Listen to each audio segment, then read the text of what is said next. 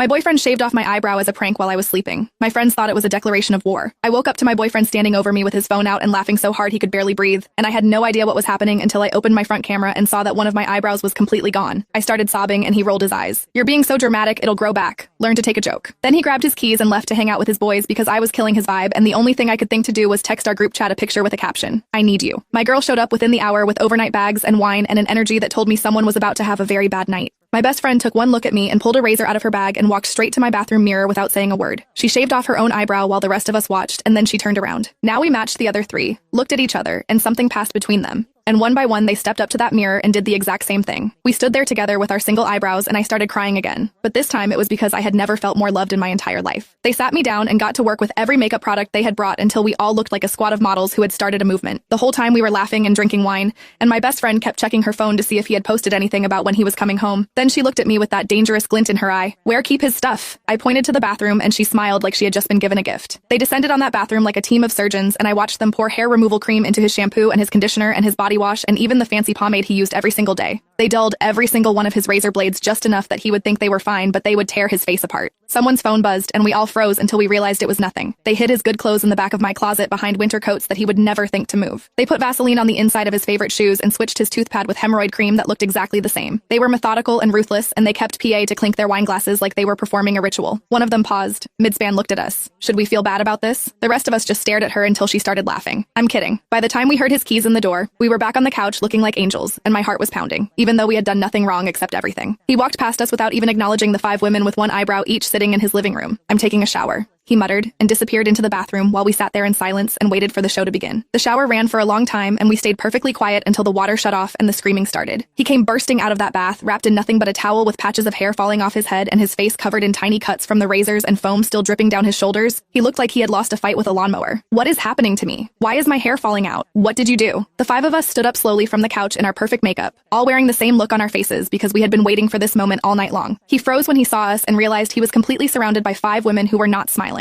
He backed up as we walked toward him. "This is what happens when you think cruelty is comedy," I said. "Maybe learn to read ingredient labels." My best friend stepped up next to me and crossed her arms. "You should have thought twice before messing with a girl who has friends who will shave their eyebrows for her." He was stammering and backing towards the door and trying to explain himself. "It was just a joke. You're all being crazy. This is insane." My other friend opened the front door and gestured toward the hallway. "The only crazy thing would be letting you stay another minute." We backed him right out into the hallway of my apartment building, wearing nothing but a towel and losing more hair by the second, and I watched a clump fall off his and land on the welcome mat. "Your stuff will be on the curb in the morning if you're lucky," I said. And then I closed the door, and the lock clicked, and his muffled screaming started immediately from the other side. We stood there for a moment, just listening to him bang on the door and beg to be let back in, and then my best friend walked to the kitchen and came back with a bottle of champagne.